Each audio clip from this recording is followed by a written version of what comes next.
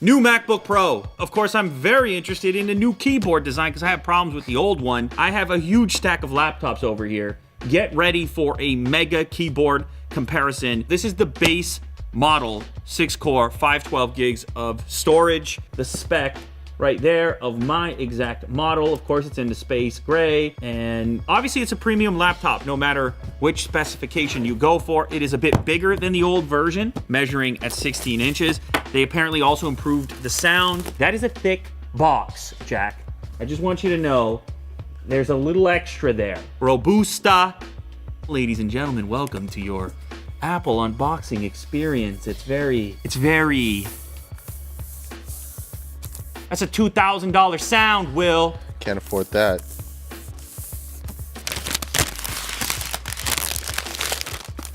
That's at least $2,000 for that sound. It's a tiny bit fatter and it's a tiny bit heavier. Correct me if I'm wrong, Will. Also, it comes with a bigger charger, or at least a more capable one. This is now a 96 watt. By the way, this is like a paper now. That used to be a plastic. That's got something to it. Type-C connector on this side over here. This is a 2-meter Type-C cable, so you get a little bit of reach away from the power adapter. You could also remove this piece and put your own extension in there. That's a little pro tip. Stickers, as usual. I know you're a big fan of the stickers, Will. Ooh, these are different. Okay, so here we are for the old 15-inch MacBook Pro. It's a tiny bit fatter. You see that, Jack? Little edge there. A little more depth. Like this. You see how that shoots out right there a tiny bit? As far as the ports are concerned, it's identical. 2 Type-C connectors on the right-hand side with the headphone jack. You spin it around, it's 2 more Type-C connectors. So a lot of people, they had their requests with this particular device. They were saying, maybe Apple's gonna give us an SD card reader. They didn't do that. So it's all Type-C. You're still living in dongle land. No versatility in the port department. It's the same as the old generation. All right, let's flip this baby open. You pull the paper from the display.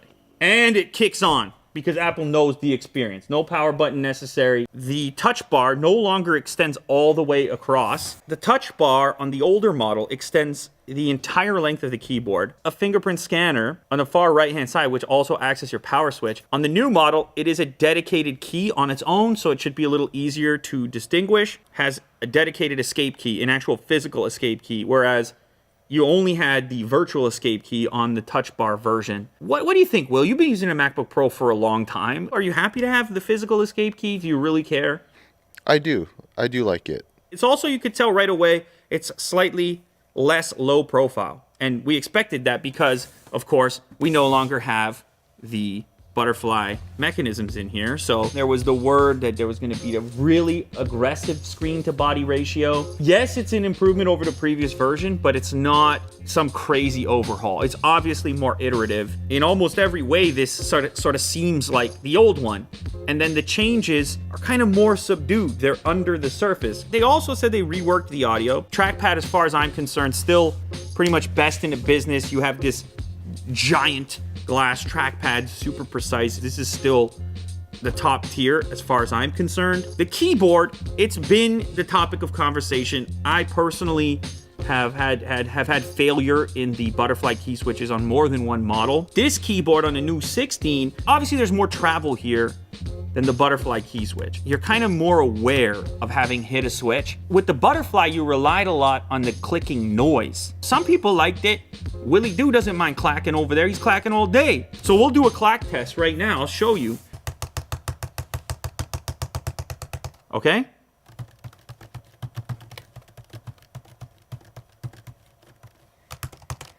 This is a clack. This is a thud. Yes.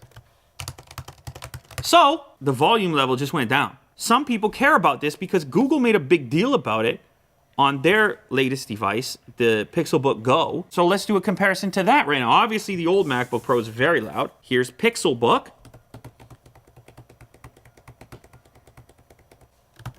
Ooh, okay.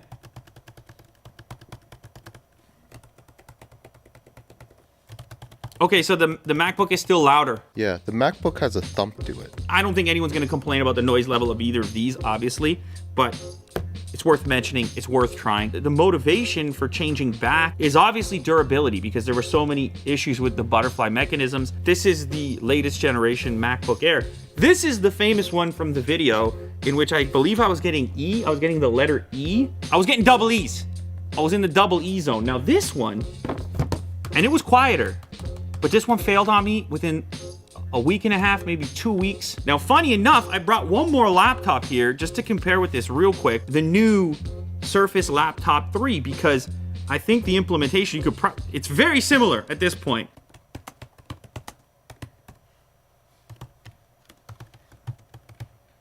For what it is, for something this streamlined at this profile, this Surface Laptop 3 is a very rewarding keyboard to work on, and I'm putting this new MacBook Pro keyboard in the same wheelhouse. This space bar on the Surface Laptop 3's got a little more volume to it. So a couple comparisons aside, let's take a closer look at this laptop. We got a few more pixels on the display. Obviously, there's more room to work with there. How many nits are we working with here, Will? Same as the old one, 500 nits. Kind of a fan of the new wallpapers as well. Let's go ahead, launch a browser here, and first we'll do some dialogue, then I'll do some music. Pro 16. Okay. Coming at ya. Okay. RAM, you can take up to 64 gigabytes, which is actually an increase over the previous. The pixel density didn't change that much. It went from 220 to 226. It's a nice, rich audio. It's not stupid loud or anything, but it's got some low end to it.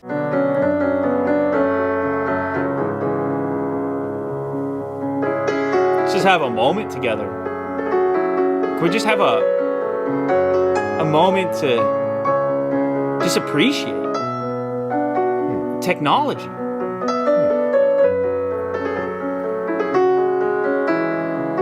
Yeah, the speakers sound good. I'm happy with the speakers. All right, here is the first audio test of the new studio microphone inside Of the MacBook Pro 16. Will it sound even better than our actual studio audio? better than you would normally get on a laptop. So like the webcam quality is it's not really there. It's very grainy. Now granted, there's not much room to work in the bezel of a laptop. The audio here is also going to be improved if it's using the same techniques and the same hardware and the same processing that it did within the voice memo.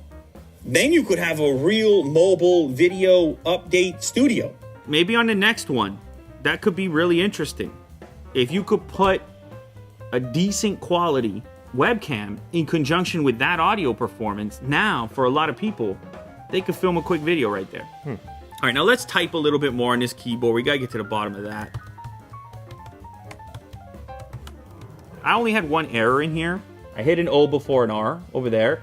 I think people are gonna be satisfied with this keyboard. I don't think anyone's gonna miss the butterfly thing as much as Will might like clacking around on it, just because there's that thing in the back of your head, especially if you've been around a lot of these systems or you've seen them fail. There's this thing in the back of your head where you're questioning the reliability based on other people's experiences, or even your own. Even yours comes and goes. It failed for a little bit, and then I guess whatever dust was in there got dislodged, then it started working again. But you never know. That particular design has had its issues. This is evidence of that, obviously. You can spec it out with tremendous hardware, all the way up. 8 gigs of video RAM, 8 TB storage, 6,100 USD. I think it might be a little bit overkill for the average person at that price point. Now, the last comparison I want to do is to the current laptop that I'm using. I'll just recap the backstory. I was using MacBook Pros. Well, even before that, man, PowerBooks. I was using PowerBooks, Will. My first Apple laptop was a 12-inch PowerBook. How crazy is that? So that's how far back I was using Apple laptops. And every single PowerBook generation from there up until the current MacBook Pro I was using as my daily laptop. So, but when they started to fail a little bit on the keyboards, I opened my eyes a little bit to the wide variety of Windows laptops. But the main thing was this right here, this stinking keyboard all day. It's confidence inspiring. It's a wonderful time. If you get a chance to type on something like this, you see what's possible if you give up a little bit on the profile, if you're willing to take something a little chunkier. So this unit I'm using, SD card slot, 2 traditional USB ports.